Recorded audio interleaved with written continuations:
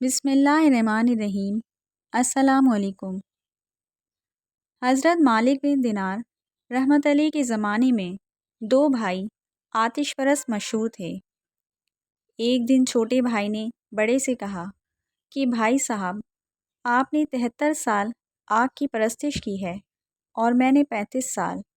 آؤ آج ہم آزما کر دیکھیں یہ آگ ہم کو دوسرے غیر آتش پرستوں کی طرح تو نہیں جلاتی۔ اگر اس نے ہم کو نہ جلایا تو ہم آئندہ آتش پرستی کریں گے ورنہ ترک کر دیں گے۔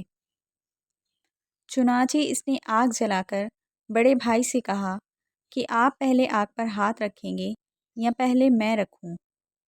اس نے کہا کہ پہلے تم ہاتھ رکھو۔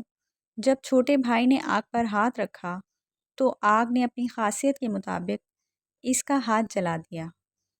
اس پر اس نے آگ سے ہاتھ کھینچ کر کہا کہ ہائے افسوس، میں نے تجھے اتنے عرصے تک پوجا، پھر بھی تو نے میرا ہاتھ جلا دیا۔ آخر اس نے اپنے بڑے بھائی سے کہا کہ آخر ہم ایسی ذات کی عبادت کیوں نہ کریں جس کی برسوں کی نافرمانی اور گناہ پر اگر ہم سچے دل سے توبہ اور استغفار کر لیں تو ہمیں معاف فرما دے۔ یہ بات بڑے بھائی کی سمجھ میں بھی آ گئی اور دونوں بھائی صحیح راستے کے متلاشی بن کر حضرت مالک بن دینار رحمت اللہ کی خدمت میں حاضر ہوئے۔ تو کیا دیکھتے ہیں کہ حضرت مالک بن دینار بصرہ میں لوگوں کو واعظ سنا رہے ہیں۔ ان کو دیکھ کر بڑے بھائی کہنے لگے کہ میں مسلمان نہیں ہوتا کیونکہ میری عمر کا زیادہ تر حصہ آگ کی پرستش میں گزرا ہے۔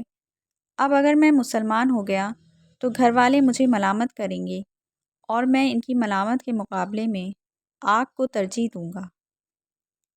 چھوٹے بھائی نے سمجھایا کہ لوگوں کی ملامت تو ایک دن زائل ہو جائے گی لیکن دوزخ کی آگ زائل نہ ہوگی۔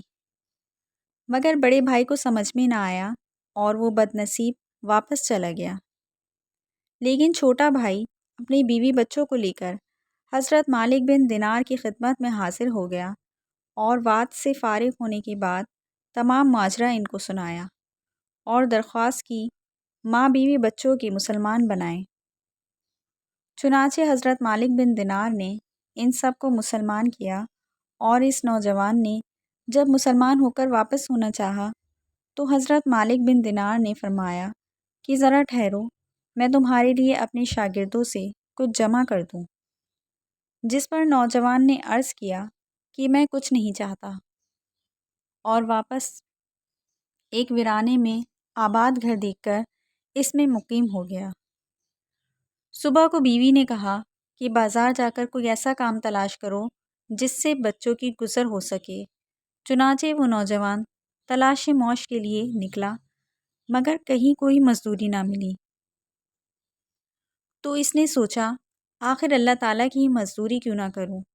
یہ سوچ کر دوسرے روز ویرانے میں جا کر مغرب تک برابر نماز پڑھتا رہا اور رات کو پھر خالی ہاتھ مکان پر چلا گیا۔ بیوی نے دریافت کیا کہ ہمارے لیے کچھ لائے ہو؟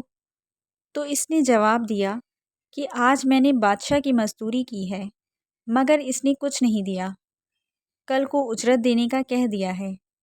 یہ سن کر سب بچے مجبوراً بھوکے سو گئے۔ صبح کو پھر بازار گیا اور کوئی مزدوری نہ ملی تو وہ دن بھی عبادت الہی میں گزار دیا اور شام کو گھر آ کر بیوی سے کہا کہ بادشاہ نے جمعے تک اجرت دینے کا وعدہ کیا ہے۔ آخر جمعہ بھی آ گیا۔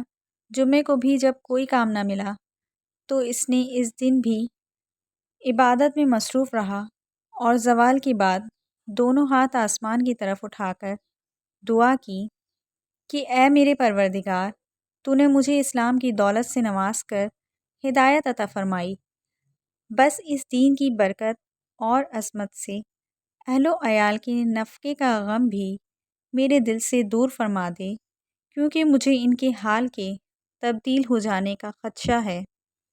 یہ دعا کر کے جمعے کی نماز کے وقت جب وہ مسجد میں گیا تو اس کے عیال پر بھوک کا بہت غلبہ تھا۔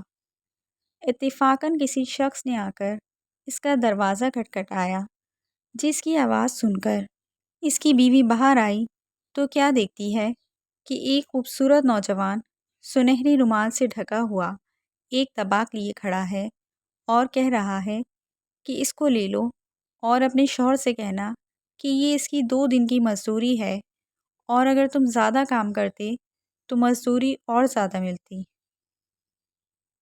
چنانچہ اس عورت نے طباق کھولا تو اس میں 1000 اشرفیاں تھیں۔ ان میں سے ایک اشرفی لے کر ایک نصرانی صراف کے ہاں گئی، جس سے اشرفی کا وزن کیا تو 2 مسقال سے زیادہ اتری۔ اس کے بعد جب اشرفی کے نقوش دیکھے تو معلوم ہوا کہ یہ آخرت کی ہدایات سے ہیں۔ یہ دیکھ کر صراف نے دریافت کیا، یہ اشرفی تمہیں کہاں سے ملی ہے؟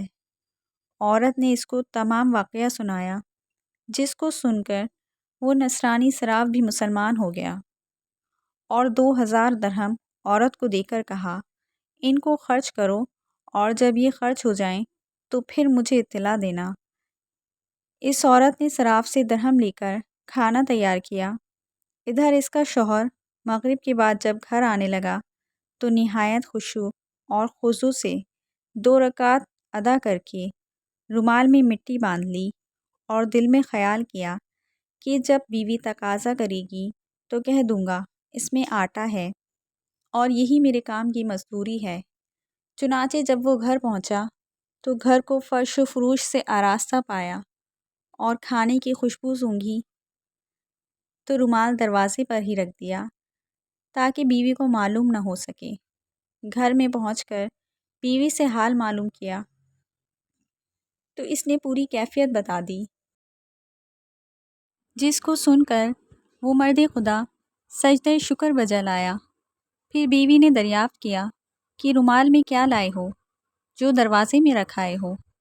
اس نے جواب دیا کہ اس کا حال مجھ سے نہ پوچھو، اور یہ کہہ کر دروازے میں گیا کہ مٹی پھینک کر رومال لے آئے تو دیکھا کہ اس میں مٹی کے بجائے آٹا تھا۔